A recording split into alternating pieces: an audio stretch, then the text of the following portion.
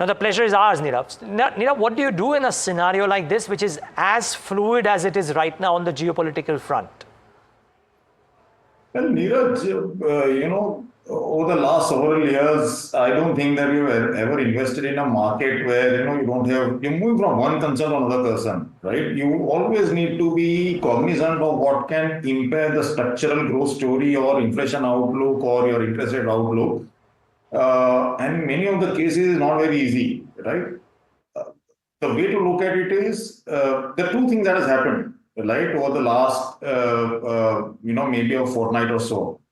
One thing that it increasingly seems that the pivot that Fed took was probably premature in a sense that your inflation is moderating, but is not moderating fast enough, and this is largely around shelters and service part of the economy.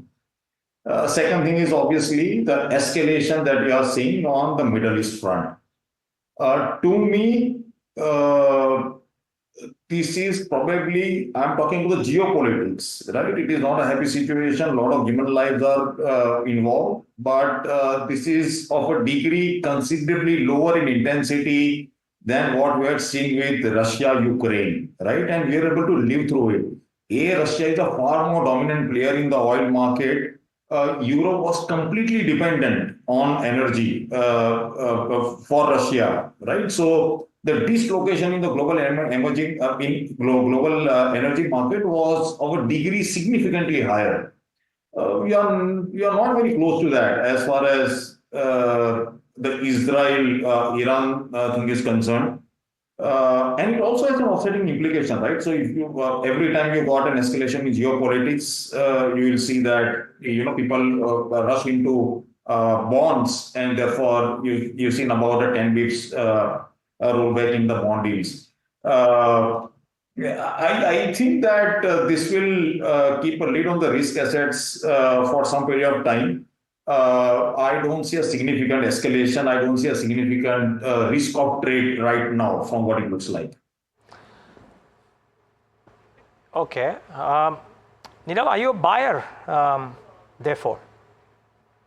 I am super bullish on Indian economy, right? And by that definition, Niraj, it is always, these are the times that you want to go and buy. And when I'm talking these are the times, maybe the stocks could be down another 5-7%. To me, that is the base case scenario. And given the fact that if you look at the economic narrative in India, if you look at the political narrative in India, and if you look at the macro scenario in India, these are very, very strong dynamics playing out, right? And therefore, you need to be buying equities with an horizon which extends into 2, 3, 4 years. I believe that you will have probably a lifetime opportunity pre-elections buying into Indian equities.